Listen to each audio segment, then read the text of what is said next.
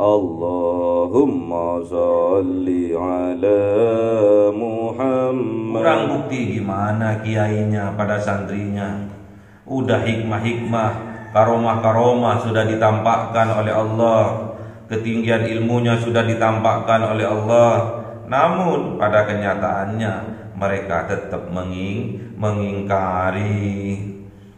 Mas, gak boleh nikah lagi. Tetap nikah lagi. Mbak Yu, gak boleh nikah dhisik. Tetap maksa nikah ya.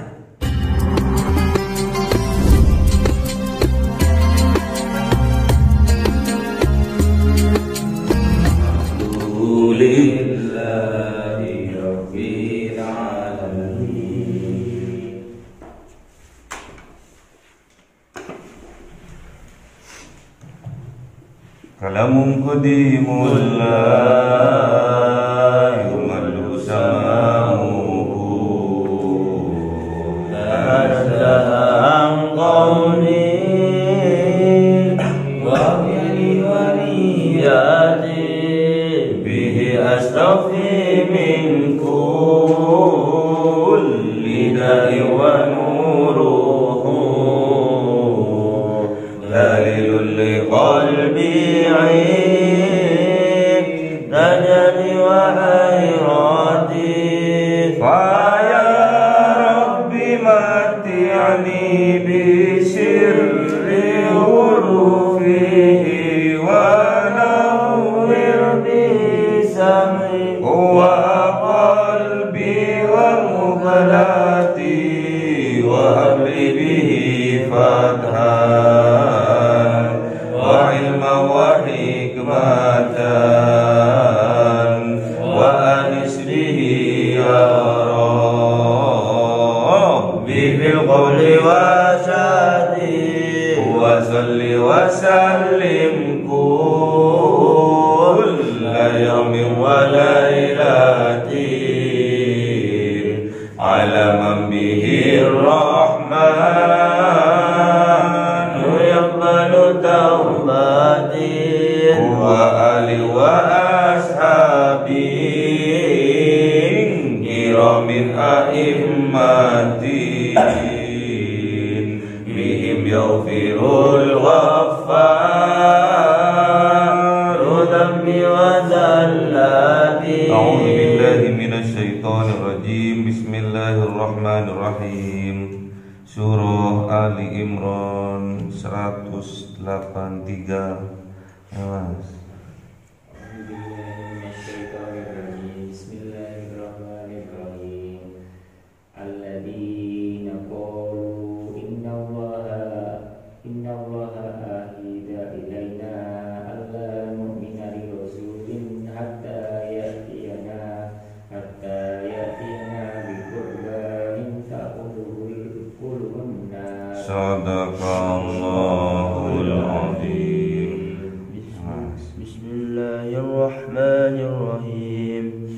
Qul qad ja'akum rusulun min qabli bil bayyinati wa billadhi qultum falima qataltumuhum in kuntum shadiqin. Sadaqallahul azim. Bismillahirrahmanirrahim. Fa in kadzdzabuka faqul faqad kudziba rusulun min qablika ja'u bil bayyinati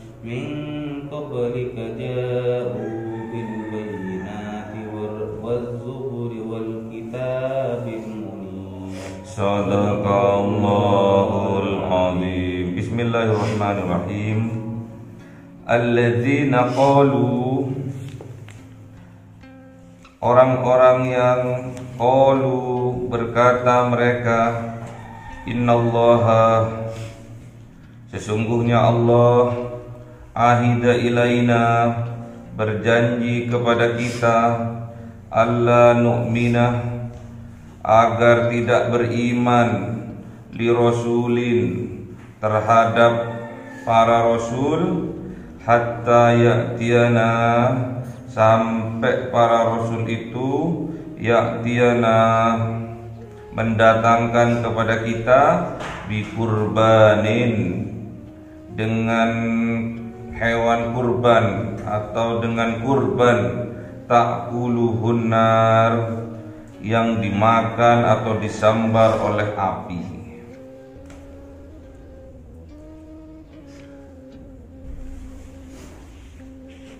Jadi orang yang tidak beriman, orang Yahudi, orang keturunan Bani Israel yang tidak beriman, banyak sekali alasannya. Sampai dia berdusta atas nama Tuhan, atas nama Allah dia berdusta. Apa kata mereka? Bahwa sesungguhnya Allah berjanji kepada mereka agar tidak mengimani kepada utusan, kepada para rasul, sampai para rasul itu mendatangkan kepada mereka bikurbanin dengan kurban ta'kuluhun nar yang disambar atau dimakan oleh api. Apa maknanya ini? Sebuah mukjizat. Jadi pingin pembuktian toh, setelah dibuktikan tidak dilakukan, setelah dibuktikan tidak mengimaninya. Jadi pinginnya orang yang tidak beriman ini, orang Yahudi ini, orang keturunan Bani Israel ini menginginkan ada sebuah mukjizat. Jadi tatkala seorang rasul itu datang dengan membawa sebuah kurban, kemudian dari atas langit ada menyambar api memakan kurban itu. Maknanya kalau para rasul tadi, para utusan tadi tidak mempunyai mukjizat, mereka tidak akan beriman. Katanya begitu. Namun kata Allah, "Qul," katakan ya Muhammad, "Qad ja'akum rusulun," sungguh telah datang kepada mereka rusulun, rasul-rasul min qabli, dari sebelum aku, bil bayyinat, dengan tanda-tanda, bukti-bukti, mukjizat-mukjizat, wa billadzi, dan dengan yang kultum, mereka katakan. Banyak para utusannya Allah yang didatangkan kepada mereka dengan membawa bukti-bukti nyata seperti mukjizat, bahkan seperti yang mereka katakan tadi, ada kurban, kemudian ada api dari langit memakan kurban itu. Tandanya kalau kurbannya itu diterima. Itu juga pun telah terjadi. Namun falima qataltumuhum in kuntum shadiqin, maka mengapa kalian membunuh mereka, para utusan itu, in kuntum shadiqin, jikalau kalian betul-betul orang yang benar, orang yang jujur. Banyak alasan. Orang Bani Israel banyak alasan. Orang Yahudi banyak alasan. Bahkan para utusan, para rasulnya dibunuh. padahal sudah membawa mukjizat-mukjizat, bahkan membawa bukti nyata tentang kerasulannya. Nabi Zakaria, Nabi Yahya, bahkan Kanjeng Nabi Isa alaihissalam juga tidak luput dari incaran pembunuhan. Kanjeng Nabi Isa juga dibunuh, juga dirancang, diatur strateginya untuk dibunuh. Namun Allah Subhanahu wa taala menyelamatkan Kanjeng Nabi Isa alaihissalam.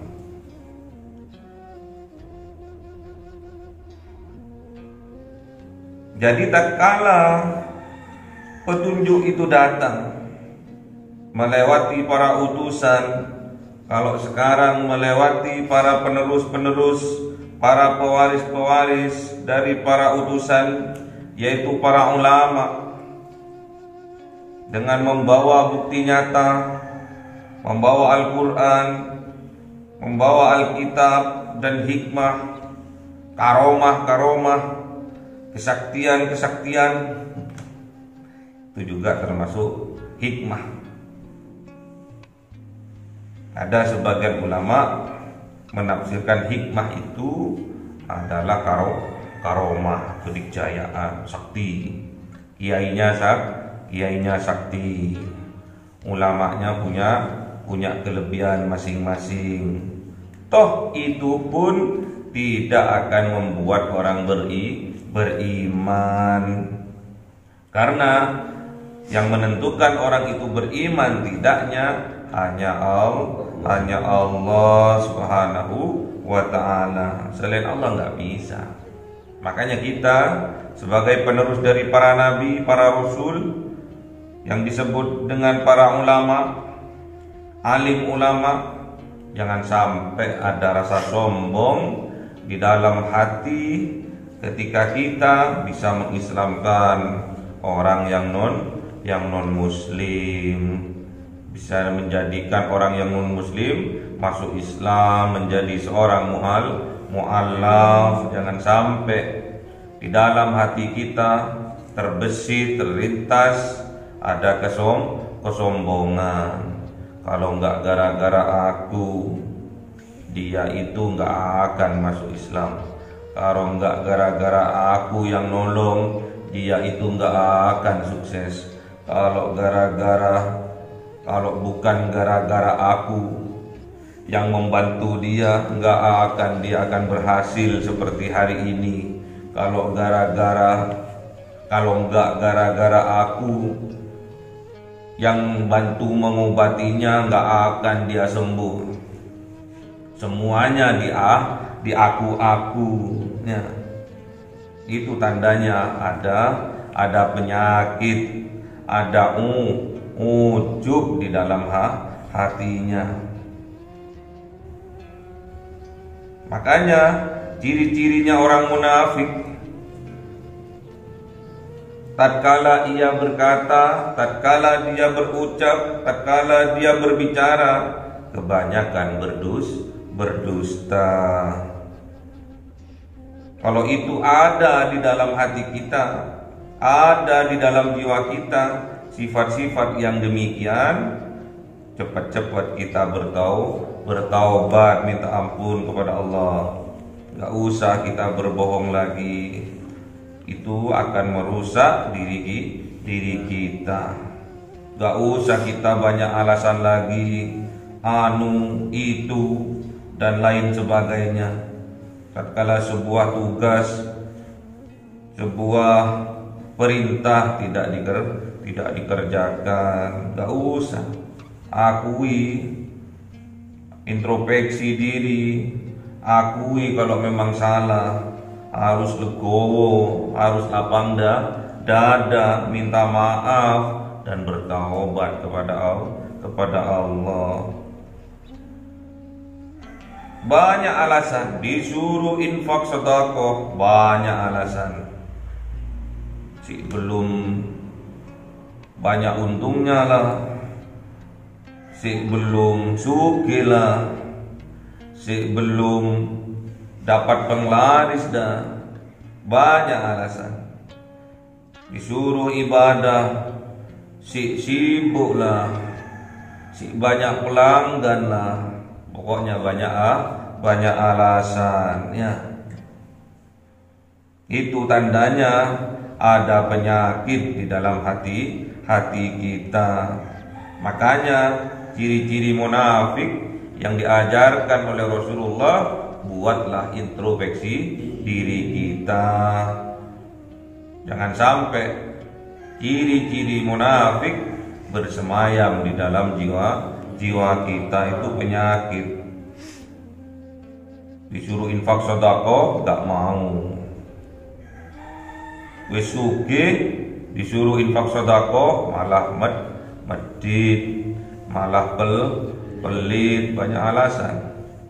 Padahal karomah, padahal hikmah yang diberikan kepada utusannya Allah, para rasul, para nabi sudah ditampakkan. Mukjizat seperti Kanjeng Nabi Musa, mukjizatnya luar biasa. Bisa membelah lautan, bisa tongkatnya menjadi ular, bisa tangannya bercahaya. Itu pun tidak bisa mengislamkan Fir'aun, tidak bisa mengimankan Fir'aun. Kanjeng Nabi Ibrahim alaihissalam dengan mukjizatnya tidak bisa dimakan apinya tidak bisa membakar tubuhnya Kanjeng Nabi Ibrahim, namun mukjizatnya tidak bisa mengislamkan Namrud. Banyak contoh hal yang konkret dalam kehidupan kita sehari-hari. Minta petunjuk pada ulama, pada kiainya, pada gusnya. Setelah diberi petunjuk tidak dikerjakan. Kenapa? Karena ada penyakit di dalam hatinya. Itu semua disebabkan oleh dusta, disebabkan oleh sifat bohong. Makanya kalau kita mempunyai sifat pembohong, cepat-cepat kita bertaubat kepada Allah. Karena semua penyakit asal mulanya dari bohong, dari dusta. Gimana ayatnya? Fi qulubihim maradun fazadahumullahu marada walahum adzabun alimum bima kanu yakdzibun. Karena dusta. Semua penyakit hati awalnya disebabkan karena berdusta, sedangkan dusta itu merupakan penyakit hati. Dusta itu ciri-cirinya orang munafik, harus cepat-cepat dikeluarkan dari dalam jiwa kita. In kuntum shodiqin, jikalau kalian betul-betul jujur, jikalau kalian betul-betul benar, gak akan kalian membunuh para utusan, gak akan kalian menghina para ulama, gak akan kalian membenci para ulama, gak akan kalian membenci para kiai, gak akan kalau kalian in kuntum shodiqin. Yang memberi petunjuk kiainya, yang memberi petunjuk gusnya, tapi setelah berhasil disuruh infak sedekah, kebanyakan alasan. Nanti setelah mendapatkan teguran dari Allah, baru datang lagi, baru memulainya lagi ya. Fa in kadzdzabuka, maka jikalau berdusta mereka kepada engkau ya Muhammad, faqad kudziba rusulun min qablika, maka sungguh telah didustakan juga rusulun, para rasul, utusan-utusan min qablika, dari sebelum engkau ya Muhammad. Jadi enggak usah khawatir ya Kanjeng Nabi Muhammad, katanya Allah.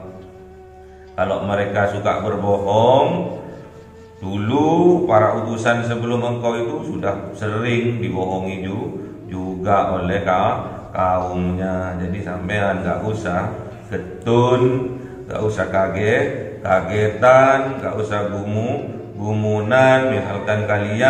Misalkan jadi seorang ulama, jadi seorang pemimpin di sebuah instansi, di sebuah perusahaan, di sebuah masyarakat, dibohongi oleh anak buahnya, jangan kagetan. Kalau kalian besok jadi seorang kiai, jadi seorang ulama, dibohongi oleh santri-santrinya, jangan kaget, jangan gumunan, nggak usah kagetan, nggak usah gumunan ya. Itu sudah terjadi pada para utusan-utusan terdahulu. Ja'u, mereka datang bil bayyinatin, dengan buktinya nyata, berupa mukjizat-mukjizat, berupa hikmah-hikmah. Kalau sekarang berupa karomah-karomah, kiainya sakti-sakti, kiainya bisa 1 menit nyampe Mekah, Madinah, kiainya bisa lihat negara-negara tetangga sebelah, bisa terbang, nanti bacok. Tapi tetap mereka mendustakannya. Katanya kiainya bisa tahu apa yang dikerjakan, tapi tetap dibohonginya. Wazuburi, dan zubur atau lembaran-lembaran, mushaf-mushaf, lembaran-lembaran kehidupan kita. Wal kitabil munir, dan kitab Al-Quran, kitab Injil, kitab Taurat, kitab Zabur, Al-Munir, yang memberi cahaya dalam kehidupan, memberi petunjuk dalam kehidupan kita. Ini udah wazubur, ada lembaran-lembaran kehidupan kita, terjadi nyata dalam kehidupan kita. Katanya bisa diketahui kalau berbohong oleh sang kiai, tapi tetap saja berbohong.